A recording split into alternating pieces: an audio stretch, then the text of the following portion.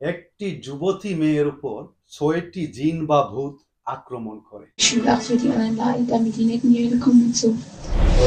Nein, mir Grütze! Er war mir Grütze! Oh, so down, er will auch nicht. Die Ruhe gibt nur da oben. Die müssen in eigenen Seminaren ausgebildet werden, die dürfen nicht auf die anderen. Ich hab dein Bruder schlagen. Die Grüße weißt du variieren. ধর্ম মোতাবেক সেটা তদন্ত করার পর দেখা যায় তার ভিতরে ৬টি জিন বসবাস করতেছে এবং এই ৬টি জিন বা শয়তান বা ভূত ৬টি পরিচয় নিয়েই আছে। এই মেয়েটির জীবন খুবই কষ্ট এবং যন্ত্রণার মধ্যেই কাটতেছিল। তার কারণেই তার মা বাবা ধর্ম মোতাবেক তার চিকিৎসা করাতে শুরু করে। জি বন্ধুরা, আজকে তুলে ধরবো সেই ফেমাস বিখ্যাত অ্যানালিস্ট মিশেলের কথা, যার জন্ম হয়েছিল জার্মানি দেশে সেপ্টেম্বর মাসের ২১ তারিখ ১৯৫২ সালে, যাকে নিয়ে ইংরেজিতে একটা মুভিও বানানো হয়েছে যেটার নাম ছিল এক্সোরসিজম, এবং সেইটা খুবই হিট মুভি হয়েছিল। এবং সেই ভূতকে তাড়ানোর বা জিনকে বাইর করে আনার তার ভিতর থেকে সেই এক্সোরসিজম বা সেই ভিডিওটা এখনো রেকর্ডে রয়েছে। তাহলে বন্ধুরা, আজকের এই ভিডিওতে আমরা দেখব আসলে ঘটনাটা হয়েছিল কি। ২০০৫ সালে ইংরেজিতে একটা মুভি রিলিজ হয় যেটার নাম ছিল এক্সোরসিজম। মুভিটি খুবই হিট হয়, আর সব থেকে গুরুত্বপূর্ণ কথা হয়েছিল এই মুভিটি ছিল বেসড অন ট্রু স্টোরি, মানে একটা সত্য ঘটনার উপর। অ্যানালিস মিশেল একজন যুবতী মেয়ে যে কিছু অদ্ভুত কাণ্ডকর্ম করতে থাকে। সে অসুস্থ হয়ে যায়, দৌড়ে পোকামাকড় খেতে থাকে, ইঁদুরকে পর্যন্ত দৌড়ে খেয়ে ফেলে, এই ধরনের বিভিন্ন রিপোর্টে আছে। তার অবস্থা দিন দিন খুবই খারাপ হতে যায়। তার মা বাবা তাকে ডক্টরকে নিয়ে যায়, ডক্টর কিছু পায় না। হসপিটালে ভর্তি করে ফেলে, হসপিটাল কিছু পায় না। অবশেষে একজন বাবা বা একজন প্রিস্টের সাহায্য নেওয়ার পর প্রিস্ট যখন ওর এক্সোরসিজম করে, ওকে ভূত তাড়ানোর ব্যবস্থা নেয়, তখন দেখা যায় তাকে ৬টি ভূত, জিন বা ফেরত যাই বলেন না কেন, তাকে আক্রমণ করে রেখেছে। আর ওরা কিন্তু বিভিন্ন পরিচয় নিয়ে তার ভিতরে বাস করতে আসিল।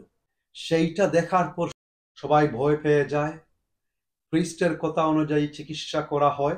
এই ঘটনাটি একটু পোজ করে আমাদেরকে আরেকটা জিনিস বোঝার চেষ্টা করব আমরা, যেটাকে ডক্টরের ভাষায় বলা হয় মাল্টিপল পার্সোনালিটি ডিসঅর্ডার বা ডিসোসিয়েটিভ আইডেন্টিটি ডিসঅর্ডার। সব থেকে বিখ্যাতভাবে যেটা পরিচিত ডানিং ক্রুগার এফেক্ট। তাহলে এই আইডেন্টিটি ডিসঅর্ডার আসলে কি? এই পুরো সিলেবাসটা আমরা না আলোচনা করে সংক্ষিপ্ত করে আমরা সহজভাবে বোঝার জন্য বলবো, কোনো কোনো ক্ষেত্রে কিছু মানুষের ৩টা আইডেন্টিটি থাকে।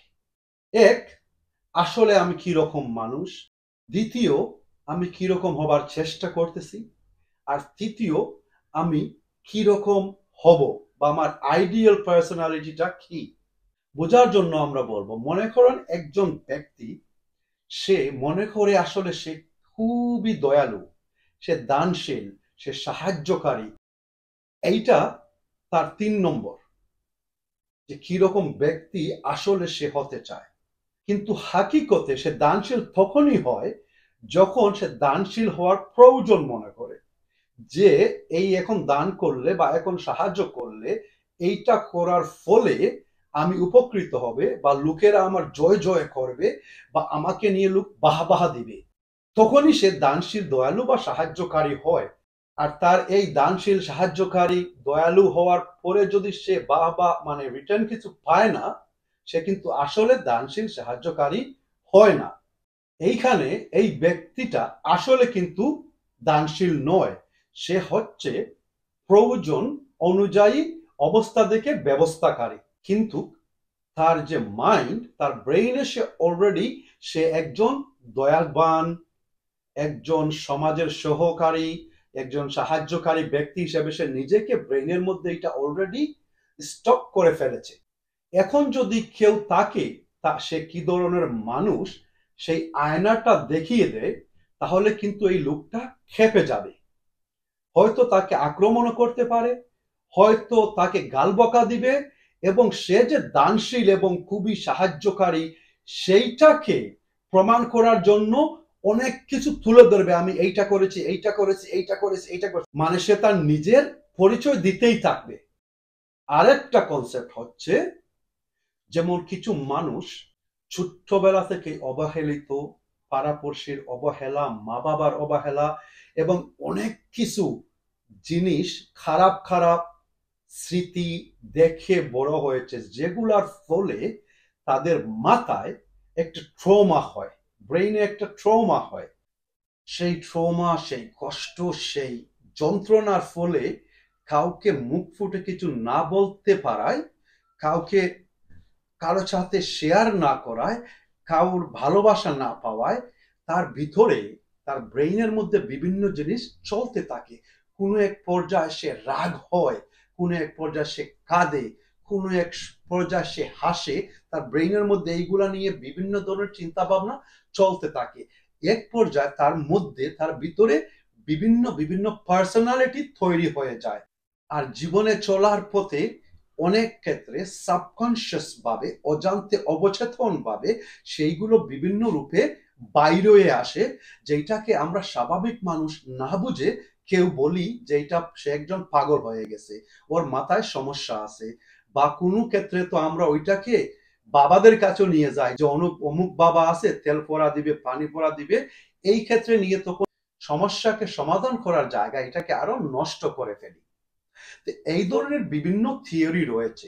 এখন কথা হচ্ছে যে ভূত, ফেরত, জিন এইগুলা যে নাই এমন কিছু নাই, এইগুলো অবশ্যই আছে, কিন্তু সব ক্ষেত্রে না।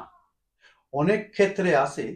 এই পার্সোনালিটি ডিসঅর্ডারের কারণে আমাদের সমাজে, এই টপিকটা 5-10 মিনিটের ভিতরে কথা বলে শেষ করা যাবে না, যে আমাদের সমাজে এই রকমের পার্সোনালিটি ডিসঅর্ডার বা ডানিং ক্রুগার এফেক্ট, এই ধরনের সিমপটমস, এই ধরনের অসুস্থতা অনেকরাই কিন্তু সাফার করতেছে।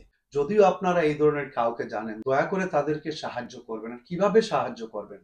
তাদেরকে এই পানি ফোড়া, তেল ফোড়া না দিয়ে তাদেরকে একজন থেরাপিস্টের কাছে নিয়ে যাবেন, যেখান থেকে তারা সাহায্য পায়। তাহলে চলে আসি আমাদের সেই আনালিস মিশেলের ঘটনায়। এত বড় ঘটনা হওয়ার পর, এই জিন ভূত তার কাছ থেকে সরানোর পর, যখন সে মারা যায়, যখন তার বডিকে ডক্টরি ভাবে স্ক্যান করা হয়, হওয়ার ফলে অনেক কিছু তথ্য বাইরে হয়েছে।